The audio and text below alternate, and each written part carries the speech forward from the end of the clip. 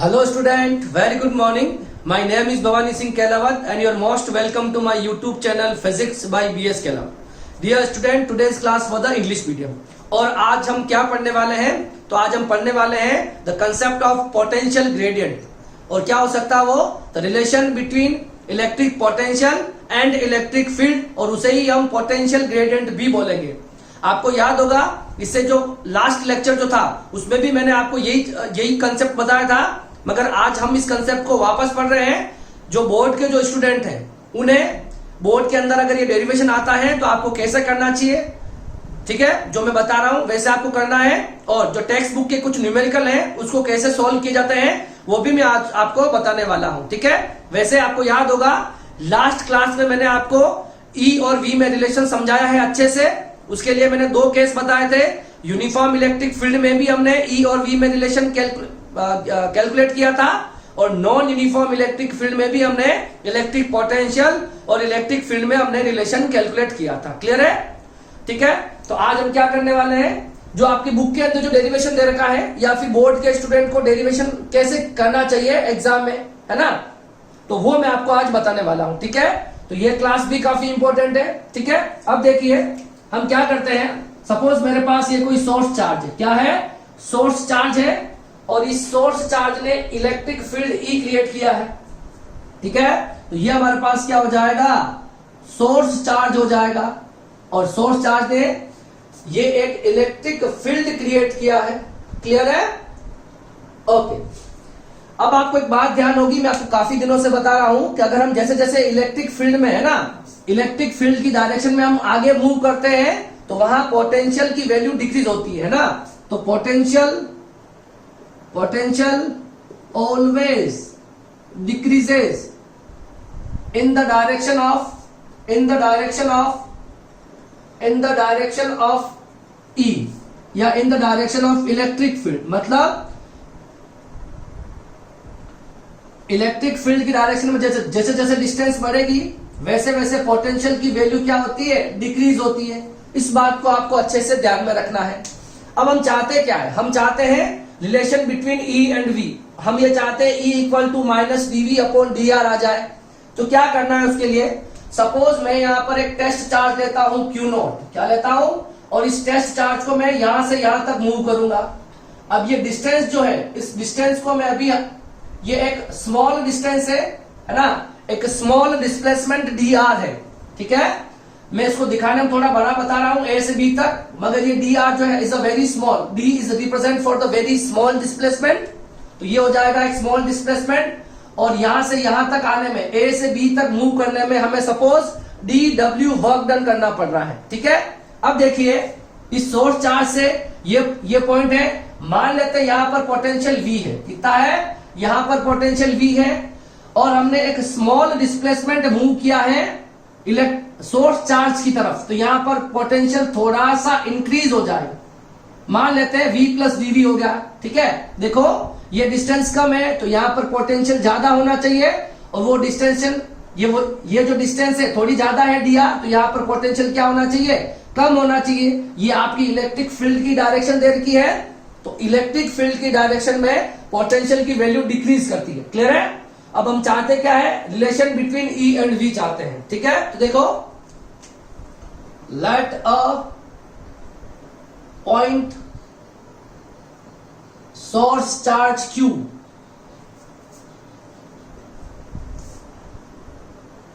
point source charge Q create an electric field E. Electric field E. हमने एक source charge लिया है जिसने कितना इलेक्ट्रिक फील्ड क्रिएट किया है, E इलेक्ट्रिक फील्ड क्रिएट किया है ना. अब देखिए calculate work done dw in moving test charge Q naught from A to B small displacement dr. ठीक है. हमने क्या किया, हम क्या चाहते हैं, यहां से इस क्यू नॉट को ए से बी तक मूव करना चाहते हैं, ये एक स्मॉल डिस्प्लेसमेंट होगी। अब देखिए, मान लेंगे यहां पर इलेक्ट्रिक फील्ड ई है, तो यहां पर भी हम इलेक्ट्रिक फील्ड ई ही अज्यूम करेंगे, क्योंकि ये डिस्प्लेसमेंट जो है ये एक स्मॉल डिस्प्लेसमेंट है। हम मानेंगे स्मॉल डिस्प्लेसमेंट में ई की वैल्यू के अंदर कोई चेंज नहीं आया होगा। अगर ई की वैल्यू में हम मानते हैं यहां से यहां तक ई की वैल्यू सेम है, एक स्मॉल डिस्प्लेसमेंट है, तो वहां पर आपका जो फोर्स होगा वो भी कांस्टेंट हो जाएगा ए से बी तक। ठीक है, इस बात को हम अज्यूम करके चल रहे हैं, क्योंकि ये एक स्मॉल डिस्प्लेसमेंट है डी आर। क्लियर है? हम ए से बी तक small displacement D R move करने के लिए हम वर्क डन चाहते हैं। ठीक है, तो देखिए हम क्या फॉर्मूला लगाएंगे। ठीक है, तो वर्क डन डी डब्ल्यू in moving charge to d r displacement.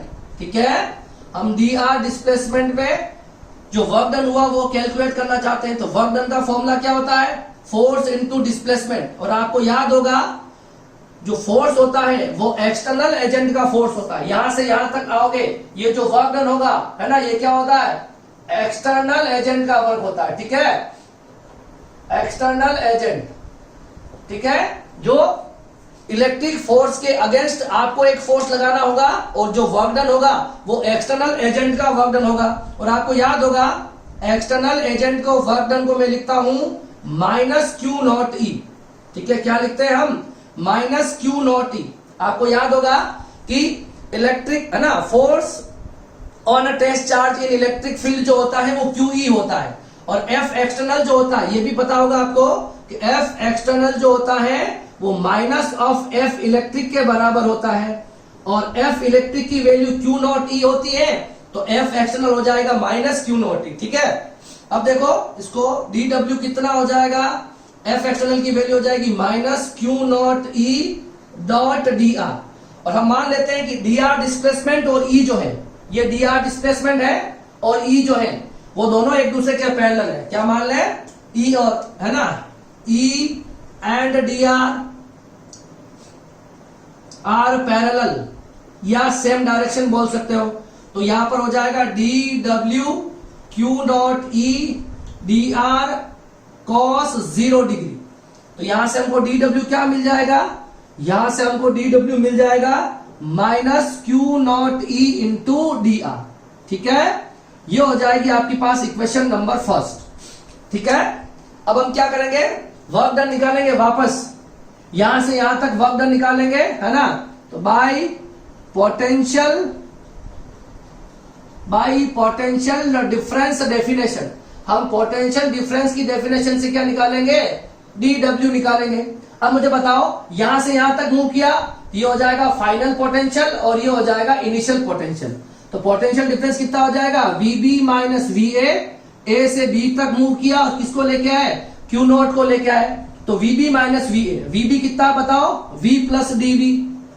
और वीए कितना है हमारे पास? है वीए है वी। तो ये हो जाएगा मेरे पास W A B upon q naught. V से वी कैंसिल हो गया, तो हमारे पास डीवी बच गया है W A B upon q naught. और यहां से आप डब्ल्यू ए बी कैलकुलेट कर सकते हो, which is d V into Q naught. ये मेरे पास क्या आ गया? डी डब्ल्यू की सेकंड इक्वेशन आ गई। तो ये भी हमने वर्क डन निकाला है, आपको पता होगा ये भी हमने एक वर्क डन निकाला था, और ये भी हमने उस टेस्ट चार्ज को ए से बी तक मूव करने में वर्क डन निकाला है। हम क्या कर लेंगे? इस ए और बी को इक्वल रख देंगे। ठीक है, इक्वेशन फर्स्ट को किसके इक्वल रख देंगे? सेकंड के बराबर इक्वल रख देंगे।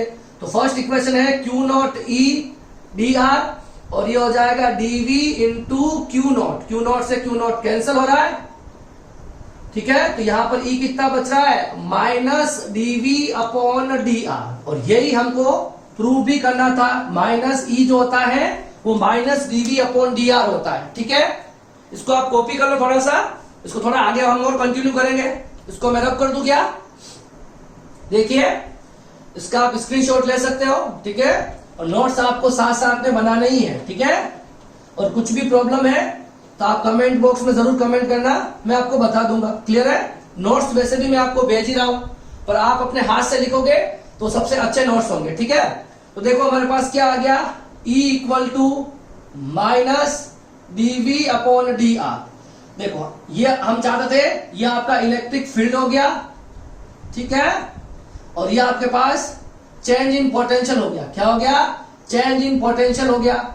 और यहां पर जो माइनस साइन है ये बता रहा है पोटेंशियल डिक्रीजेस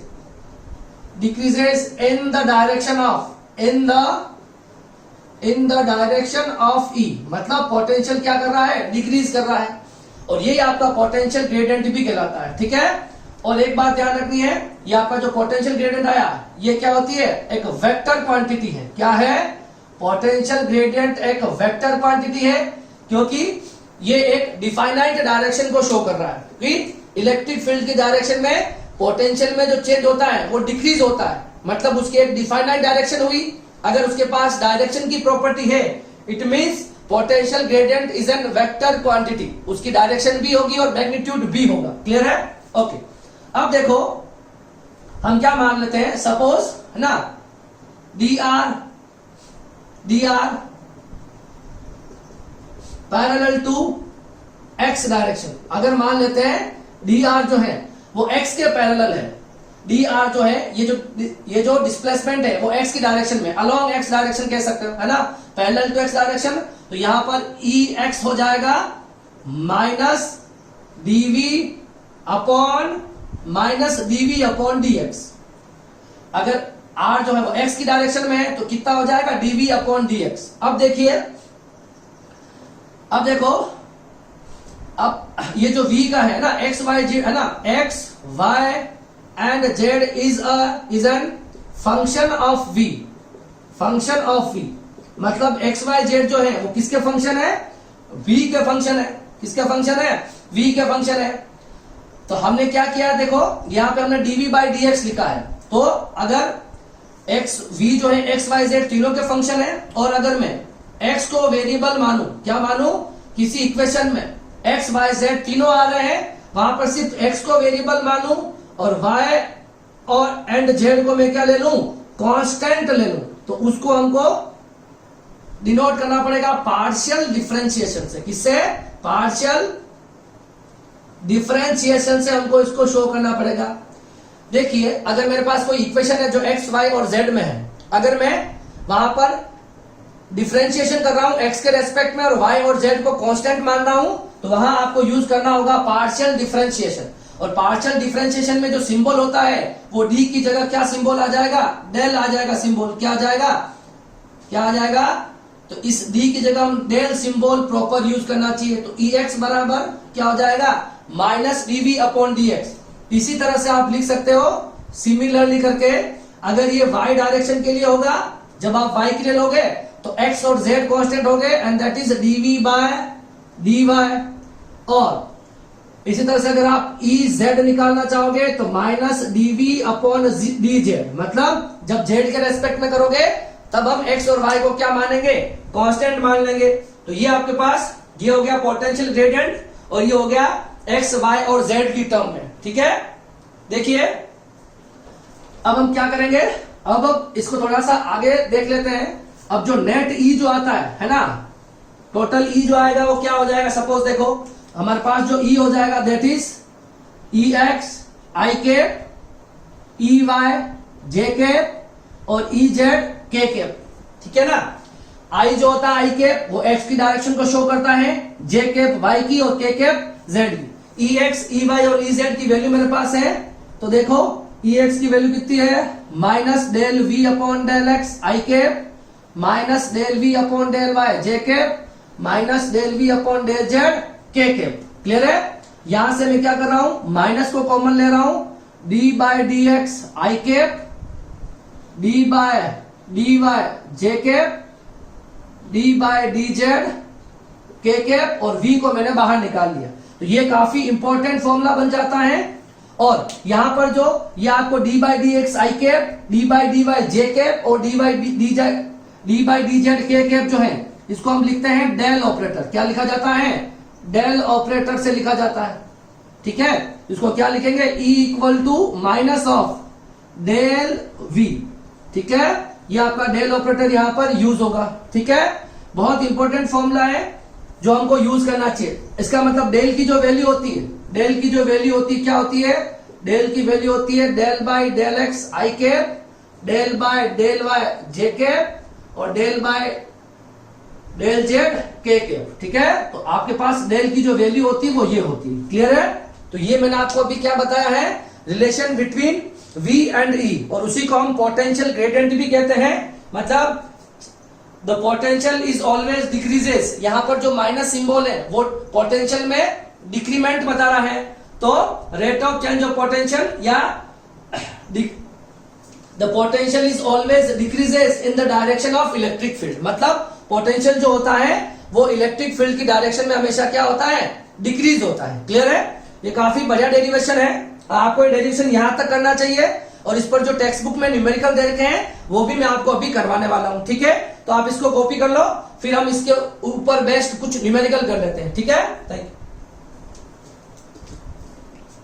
अब देखिए हम पोटेंशियल ग्रेडियंट पर टेक्स्ट बुक के कुछ न्यूमेरिकल देख लेते हैं। जो फर्स्ट न्यूमेरिकल आपको दे रखा है वो क्या है, the electric potential is an electric field is given by the following formula. आपको पोटेंशियल आपको क्या गिवन है, 343 अपॉन आर वोल्ट्स के अंदर। Find the electric field at the position vector. आपको एक पोजीशन वेक्टर दे रखा है 3i 2j cap minus 6k cap, ये आपका पोजीशन वेक्टर है, और आपसे पूछी गई है E की वैल्यू।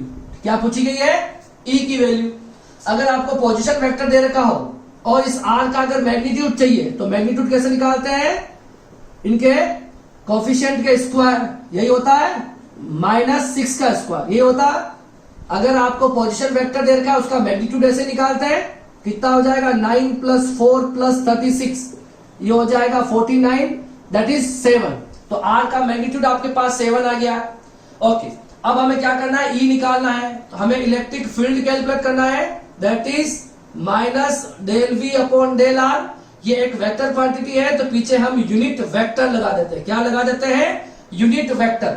अब सर ये यूनिट वेक्टर कैसे निकालेंगे, तो आपको पता है कोई भी वेक्टर क्वांटिटी होती है वो क्या होती है, उसका मैग्नीट्यूड और उसकी डायरेक्शन।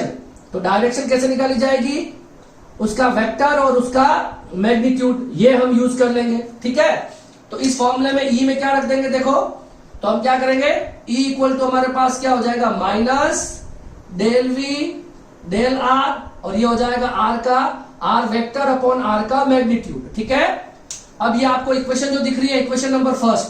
ठीक है, इसमें हम क्या करेंगे, देखो V की वैल्यू रखेंगे। V की वैल्यू आपको गिवन है, वैसे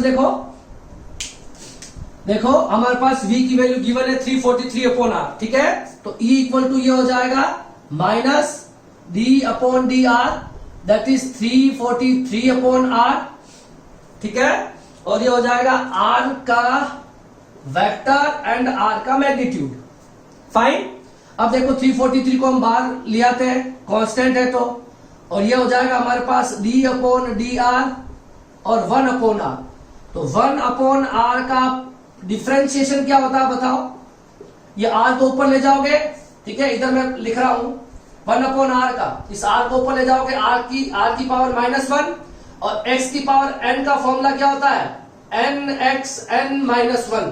तो R की पावर -1 का क्या हो जाएगा बताओ, -1 R -1 इंटू -1, दैट इज -1 -2। तो -1 R की पावर 2 -1 अपॉन R स्क्वायर होता है। 1 अपॉन R का डिफरेंशिएशन मैंने निकाल रखा, देखो ये। ठीक है, x की पावर n से। ठीक है, तो nxn -1 ये फॉर्मूला होता है, ये फॉर्मूला यहां यूज करेंगे। तो क्या आएगा, E equal to -343 d by d r. ठीक है, तो d by d r of R की पावर -1, R का वेक्टर और R का मैग्नीट्यूड। क्लियर है, और R की पावर माइनस का डिफरेंशिएशन होता है -1 अपॉन R स्क्वायर। कितना होता है, -1 upon R square. 1 upon x का x के रेस्पेक्ट में डिफरेंशिएशन -1 अपॉन x स्क्वायर होता है। तो यह हम R के रेस्पेक्ट में निकाल रहे हैं, तो -1 अपॉन R स्क्वायर हो जाएगा, दैट इज, और ये मैग्नीट्यूड। इस माइनस को बाहर मल्टीप्लाई करेंगे तो प्लस हो जाएगा, ये हो जाएगा 343।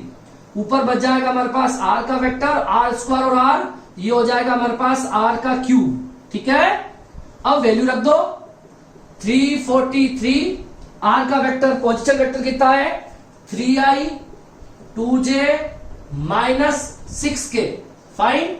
और आर का मैग्नीट्यूड कितना आया 7, तो यह हो जाएगा 7 का क्यूब होता है 343, तो ई कितना आ जाएगा मेरे पास 3i 2j माइनस 6k। ये आपके पास आंसर हो जाएगा is in volt per metre. Okay, the unit of electric field is volt per metre, और we can say newton per coulomb also, fine.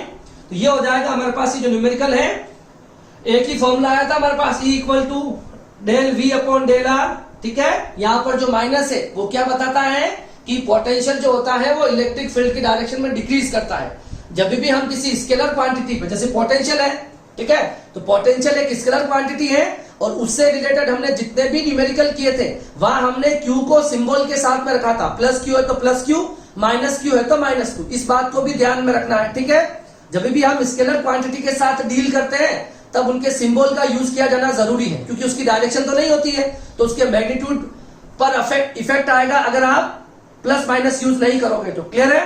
तो ये इसका पहला क्वेश्चन था। आई होप सो आपको समझ में आ गया होगा।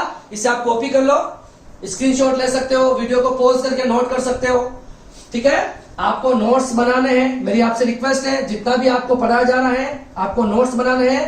मैं वैसे भी आपको सारे नोट्स पीडीएफ फॉर्मेट में भेज रहा हूं, जो भी स्टूडेंट मेरे से कनेक्टेड है व्हाट्सएप के थ्रू, ठीक है, उनको मैं सारे नोट्स वैसे भी भेज रहा हूं।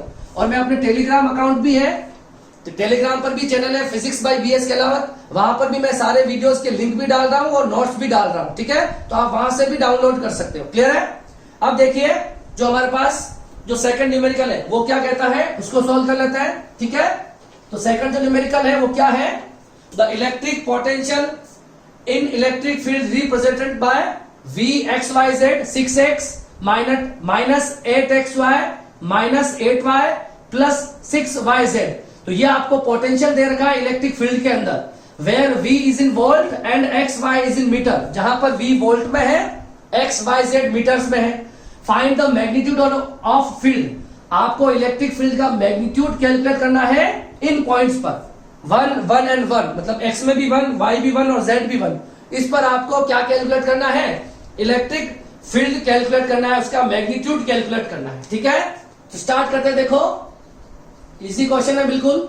आपको पता है अगर आपको V दे रखा है, ठीक है, तो हम पोटेंशियल ग्रेडियंट का एक फॉर्मूला जानते हैं, E equal to minus dV, E equal to minus dV upon dr, यही फॉर्मूला है हमारे पास। या फिर आपको पता होगा, ये मैंने एक फॉर्मूला बताया था, डेल V, ठीक है, E equal to minus of del V। आपको याद होगा डेल का क्या मतलब होता था, तो डेल का मतलब होता था मेरे पास dV, ठीक है, ये d by d x i cap, d by d y j cap और d बाय डी जेड के कैप, और मल्टीप्लाई बाय V।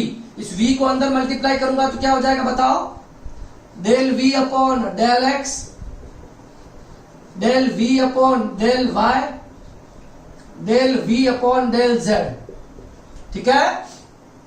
अब आपको E निकालने के लिए इन सब की नीड होगी, तो हम यहां से क्या करेंगे, आपको V तो दे रखा है, V कितना गिवन है बताओ, V at x y z पर आपको दे रखा है 6x minus 8xy minus 8y plus 6yz।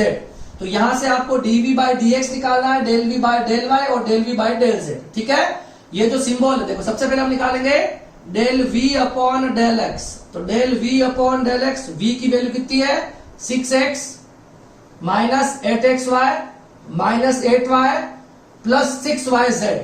अब देखो यहां पर आपको जो दिख रहा है ये पार्शियल डिफरेंशिएशन, क्या दिख रहा है, पार्शियल डिफरेंशिएशन दिख रहा है। अगर हम क्या कर रहे हैं, x को x के रेस्पेक्ट में क्या कर रहे हैं, x के रेस्पेक्ट में हम डिफरेंशिएशन कर रहे हैं, तो यहां हम y और z को क्या मानेंगे, कांस्टेंट मानेंगे, ठीक है। तो हमारे पास डेल y और डेल z हमारे पास कितना आ जाएगा, 0 आ जाएगा, ठीक है। देखिए इस इक्वेशन में x, y और z तीनों है, मगर यहाँ पे अगर मैं del v upon del x निकालूंगा तो y z को यहाँ पर कांस्टेंट अज्यूम करना होगा, और इसी को हम कहते हैं पार्शियल डिफरेंशिएशन, ठीक है। तीनों वैल्यूज निकालनी है, जब x के रेस्पेक्ट में करोगे तो y z कांस्टेंट, y के रेस्पेक्ट में करोगे तो x और z कांस्टेंट, और z के रेस्पेक्ट में करोगे तब x और y कांस्टेंट। ठीक है, तो सबसे पहले देखो del v upon del x, ठीक है, निकालोगे। देखो इसको इंडिविजुअल सबको मैं लिख देता हूं। देखो d by d x 6x, d by d x minus बाहर लिख लिया तो plus 8xy minus d by d x of 8y d by d x of 6yz। ठीक है, अब x के रेस्पेक्ट में कर रहे हो तो देखो 6 को बाहर निकालोगे, d by d x of, देखो del v upon del x क्या आएगा, 6 को बाहर निकालोगे कांस्टेंट है, d by d x of x होता है 1, तो यहां बचाएगा 6 इंटू 1। ठीक है, माइनस, अब देखिए x के रेस्पेक्ट में कर रहे हो तो 8y तो हो जाएगा कांस्टेंट और d by d x of x हो जाएगा 1। इसी तरह से देखो यहां पर x है ही नहीं तो 8y हो जाएगा कांस्टेंट, 8y आ जाएगा बाहर, तो d by d x of 8y, किसी भी कांस्टेंट का डिफरेंशिएशन होता है 0। अब यहां देखो यहां पर भी कोई x है क्या, नहीं है, तो d by d x of constant कितना हो जाएगा 0। क्लियर है ना, x के रेस्पेक्ट में करोगे तो y z को कांस्टेंट अज्यूम करना है। तो मेरे पास कितना आया, देखो del v upon del x आया मेरे पास 6 माइनस 8y, कितना आया 6 माइनस 8y। ये इक्वेशन नंबर फर्स्ट और ये इक्वेशन नंबर सेकंड। अच्छा, हमारा ये निकल गया। अब निकालेंगे dv बाय dy, क्या निकालेंगे, dv by dy, d by dy of dv by dy निकालेंगे। ठीक है, तो कितना आ जाएगा, देखो इक्वेशन है हमारे पास 6x minus 8xy plus 8 minus 8y और प्लस 6y और z। ठीक है, तो dv बाय dy कितना हो जाएगा, देखो d by dy of 6x constant है तो 0, यहां पर हम 8x को बाहर निकालेंगे, d by dy of y हो जाएगा 1। इसी तरह से यहां पर हम 8 को बाहर निकालेंगे, d by dy of y हो जाएगा 1। और यहां पर देखो 6z को बाहर निकालेंगे और d by d y of y हो जाएगा 1।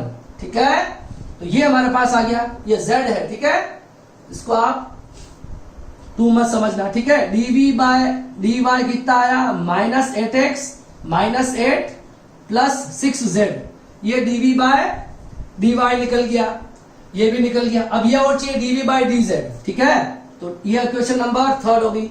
तो dv by dz, d by d z of कितना है हमारे पास 6x 8xy minus 8y plus 6yz, dv by d z कितना आएगा, देखो 6x कांस्टेंट हो गया z के लिए तो 0, यहां पर भी z नहीं है तो कांस्टेंट है 0, यहां पर भी नहीं है तो 0, और यहां पर 6y बाहर निकाल लेंगे, 6y बाहर निकाल लेंगे और d by d z of z हो जाएगा 1। तो यहां पर कितना आ गया मेरे पास, dv बाय dz जो आया है दैट इज 6y, कितना आया है 6y, और ये हो जाएगी इक्वेशन नंबर 4। ठीक है, तो equation number second, equation number third और फोर्थ को हम फर्स्ट में रख देंगे और हमारा काम हो जाएगा। ठीक है, इसको आपने कॉपी कर लिया हो तो मैं इन तीनों वैल्यूज को यहां पर रख के बता दूंगा आपको। ठीक है, आपको सेकंड थर्ड और फोर्थ इक्वेशन चाहिए और जिसे आपको फर्स्ट में रखनी है। ठीक है, तो देखो क्या हो गया, यहां देखो E इक्वल टू माइनस तो हो गया बाहर, पहले क्या आया dv बाई डी एक्स कितना आया 6 माइनस 8y आई के, dv बाई डी वाई कितना आया, इक्वेशन नंबर थर्ड देखो। ठीक है, minus 8x minus 8 plus 6z और ये j कैप आ जाएगा। ठीक है, आगे देखो dv बाई डी जेड कितना आया 6y के फाइन, ये माइनस बाहर है। अब आपको पूछा गया कोऑर्डिनेट क्या थे, 1 और 1 और 1, इस पर निकालना है, 1 1 1 पर इलेक्ट्रिक फील्ड निकालना है।